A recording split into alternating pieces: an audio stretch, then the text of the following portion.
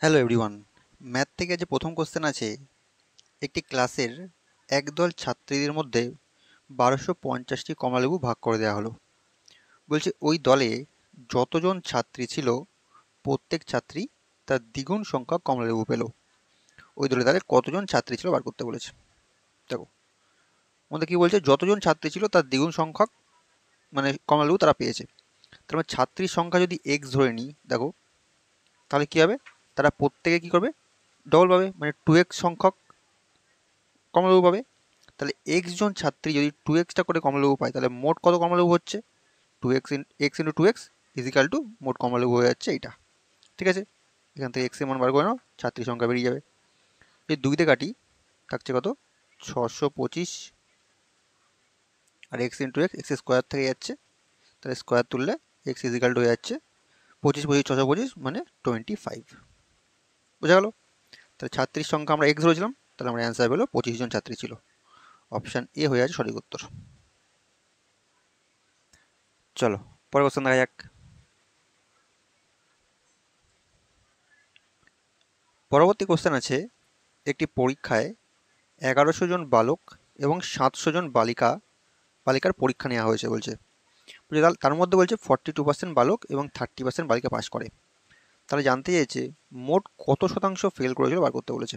দেখো, বালক ছিল 1100 জন আর বালিকা ছিল 700 জন, তাহলে মোট কতজন, 1800 জন। এর মধ্যে বলছে বালকের মধ্যে 42% পাস করেছে, তাই নিশ্চয়ই বাকি যে 58% সেটা নিশ্চয়ই ফেল করেছে। তাহলে 1100 যদি আমরা 58% বার করি, তাহলে কত হচ্ছে, দুটো শূন্য কাটা, 11 ইন্টু 58 হয়ে যাবে, 8 11 88, 8 এদিকে 8, 5 11 55, 8 63। এতজন কি হয়েছে, বালক ফেল করেছে। আর এখানে বালিকাদের মধ্যে 30% পাস করেছে, মানে কি 70% ফেল করেছে। তাহলে ইন্টু 70% বার করলে কত হচ্ছে, 7 7 49 হবে, মানে 490 জন এখানে ফেল করেছে। তাহলে মোট ফেল কত, এগুলো যোগ করে দাও, 8 9 3 12 2 থেকে 1 7 4 11, 1128 জন ফেল করেছে। কতজনের মধ্যে, মোট এই 1800 জনের মধ্যে। তাহলে শতাংশ বার করতে কি করতে হবে, ইন্টু 100 করে দাও, দুটো শূন্য কাটা, যদি আমরা 6 দিয়ে কাটি, 3 6 18, 6 1 6, 52 6 48, 4 48 6 48, মানে 188/3 হচ্ছে। 3 দিয়ে যদি ভাগ করি, 3 6 18, 3 দুগুণি 6, আর হচ্ছে 2, 2/3, 62.23% যে মোট, তাহলে ফেল করে দিল। ঠিক আছে, অপশান বি হয়ে সঠিক উত্তর। চলো পরের কোশ্চেন দেখা যাক।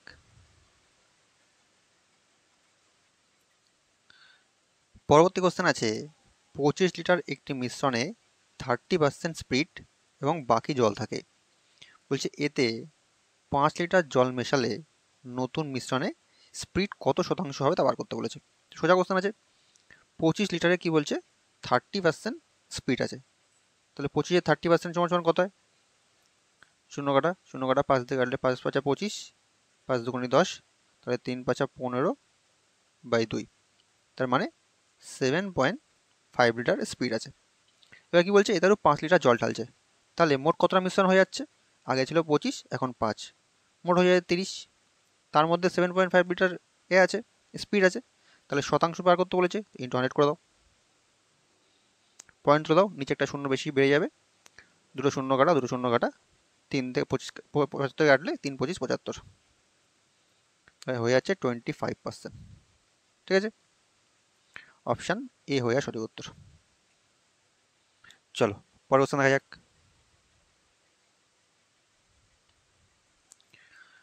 পরবর্তী কোশ্চেন আমাকে বলছে, একজন ছাত্রকে একটি সংখ্যাকে বলছে 17/8 দিয়ে ভাগ করতে বলা হয়েছিল। সে ভুল করে কি বলছে, 17/8 দিয়ে গুণ করেছে, এবং যার প্রকৃত উত্তর ছিল তার থেকে কত বেশি, 225 উত্তর বেশি পেয়েছে। তাহলে প্রকৃত যে উত্তর কত হবে সেটা বার করতে বলেছে। তা ধরে নাও সংখ্যাটা মনে করো এক্স, ধরো এক্স, কি করতে বলা হয়েছিল, এটাতে ভাগ করতে বলা হয়েছিল, কিন্তু সে কী করেছে, এটাতে গুণ করেছে, মানে 17/x ইন্টু, যদি গুণ করি 17/8, কিন্তু তাকে কী করতে বলা হয়েছিল, 17/8 দিয়ে ভাগ করতে বলা হয়েছিল। আচ্ছা, কোনো সংখ্যাকে যদি 17/8 দিয়ে ভাগ করতে বলা হয়, তার মানে কি, তার মানে এটা সমান সমান কিন্তু আমরা এটা লিখতে পারি, এক্স ইন্টু 8/17, এটা আমরা গুণ হিসেবে লিখতে পারি। ঠিক আছে, তাহলে এদের মধ্যে এই পার্থক্যটা কত দাঁড়াচ্ছে দেখো, এক্স ইন্টু 8/17।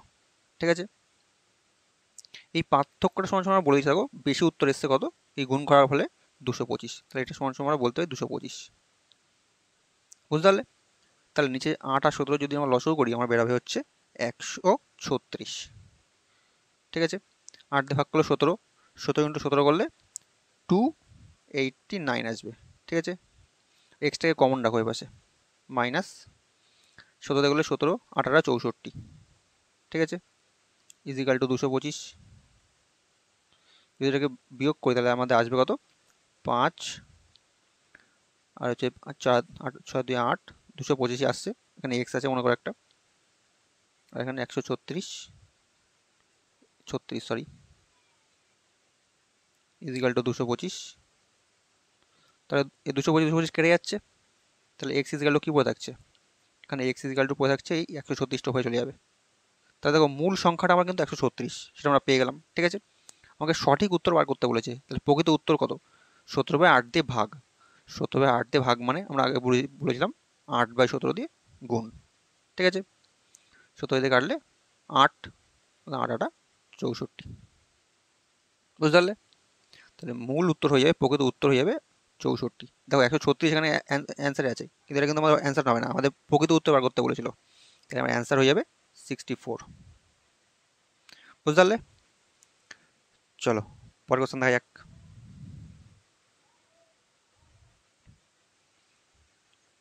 পরবর্তী কোশ্চেন আছে, একটি আয়তক্ষেত্র এবং একটি বর্গক্ষেত্রের পরিসীমা 160 মিটার করে, মানে দুটোরই পরিসীমা 160 মিটার, 160 মিটার। ঠিক আছে, বলছে আয়তক্ষেত্রটির ক্ষেত্রফল বর্গক্ষেত্রের ক্ষেত্রফল অপেক্ষা 100 মিটার কম।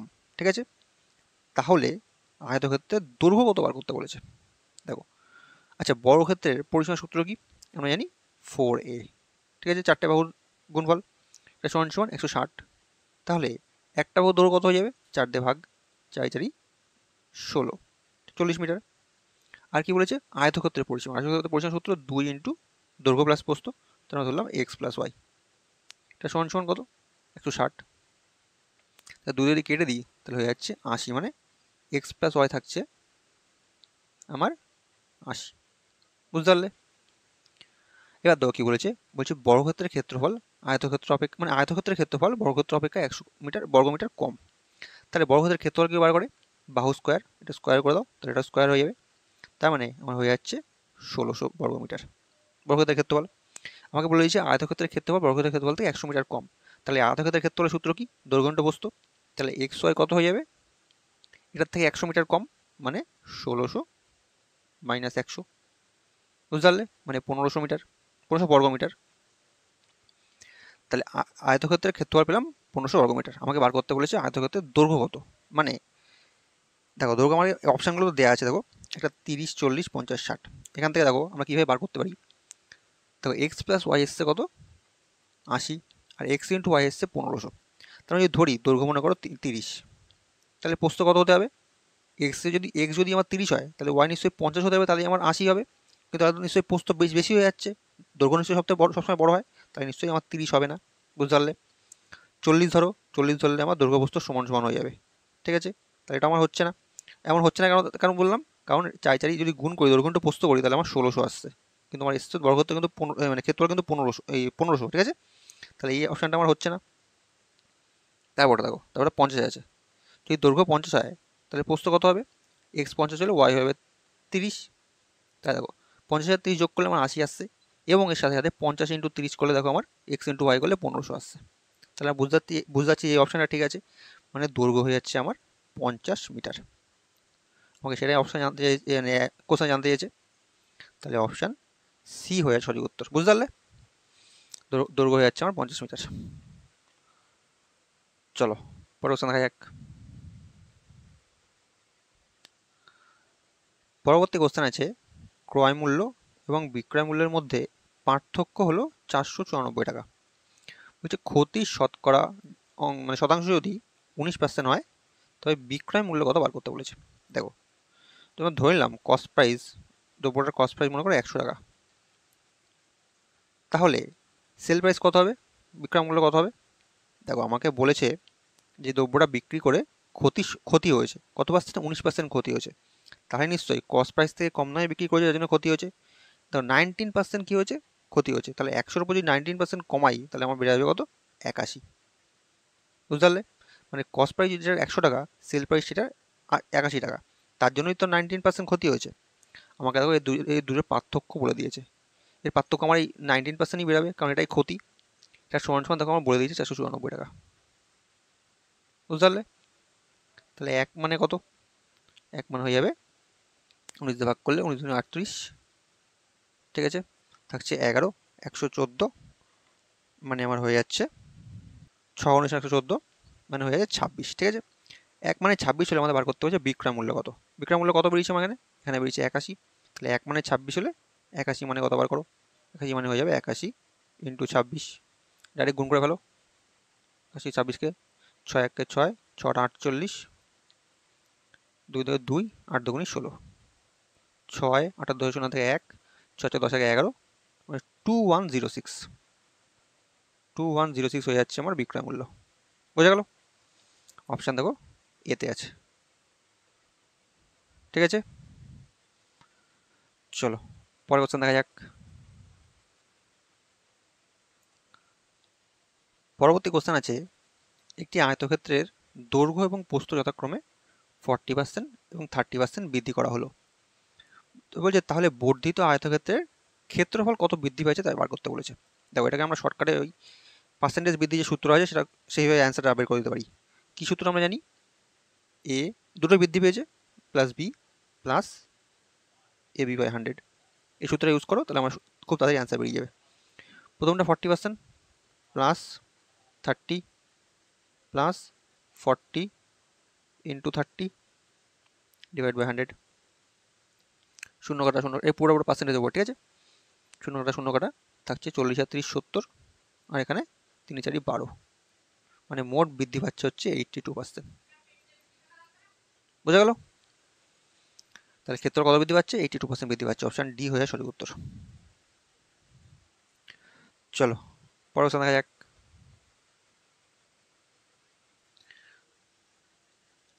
পরবর্তী কোশ্চেন আছে, 60 কিমি প্রতি ঘন্টা গতিবেগে ধাবমান একটি ট্রেন 200 মিটার দীর্ঘ একটি প্ল্যাটফর্মকে বলছে 27 সেকেন্ড অতিক্রম করে। তাহলে ট্রেনের দৈর্ঘ্য বার করতে বলেছে। দেখো আমরা কি জানি, ট্রেনটা যখন কোনো প্ল্যাটফর্ম অতিক্রম করে তখন সে প্ল্যাটফর্মের দৈর্ঘ্য প্লাস ট্রেনের দৈর্ঘ্য অতিক্রম করে। তা প্ল্যাটফর্মের দৈর্ঘ্য আমার 200 মিটার বলে দিয়েছে। আর দেখো তার সঙ্গে বলেছে গতিবেগ দেওয়া আছে আর সময় দেওয়া আছে, কিন্তু গতিবেগটা আমার কিমিতে দেওয়া আছে আর সময়টা সেকেন্ডে দেওয়া আছে। তো প্রথমে আমাকে এই 60 কিলোমিটার প্রতি ঘন্টাটাকে এটাকে প্রথমে মিটার পার সেকেন্ডে কনভার্ট করো। তাহলে কী করতে হবে, 5/18 গুণ করতে হবে, ঠিক আছে। তাহলে মিটার পার সেকেন্ডে কনভার্ট হয়ে গেল। এবার দেখো 1 সেকেন্ডে যদি এতটা যায় তাহলে 27 সেকেন্ডে আমার কতটা গেছিলো সেটা আমাকে বার করতে হবে, ইন্টু 27 করে দাও, তাহলে আমার বেরিয়ে যাবে। যদি আমরা কাটি দেখো 9 দিয়ে কাটলে 9 2 18, 3 9 27, 2 দিয়ে কাটলে 30, তাহলে কত হচ্ছে 3 5 15, 3 15 45, মানে মোট 450 মিটার যাচ্ছে সেই এতই 27 সেকেন্ডে, ঠিক আছে। মিটার সেই মোটে যাচ্ছে। আমাকে জানতে যে ট্রেনের দৈর্ঘ্য কত। তাহলে এই যে মিটারটা বেরালো, এই যে ডিস্টেন্সটা বেরালো, এই ডিস্টেন্সটা প্ল্যাটফর্ম প্লাস ট্রেনের দৈর্ঘ্য, ঠিক আছে। তার মধ্যে দেখো আমাকে একটি ট্রেন কী বলেছে, একটি ট্রেন 200 মিটার দীর্ঘ প্ল্যাটফর্ম, মানে প্ল্যাটফর্ম দৈর্ঘ্য আমার দেওয়া আছে। তাহলে এখান থেকে যদি আমরা 200 মিটার বিয়োগ করে দিই তাহলে নিশ্চয়ই বাকিটা ট্রেনের দৈর্ঘ্য পড়ে থাকবে, যেহেতু প্ল্যাটফর্মের দৈর্ঘ্য দেওয়া আছে 200 মিটার। তাহলে এখান থেকে বিয়োগ করলে 250 মিটার। বোঝা গেল? এটা হচ্ছে ট্রেনের দৈর্ঘ্য। অপশান সি হয়ে সঠিক উত্তর। চলো পরের কোশ্চেন দেখা যাক।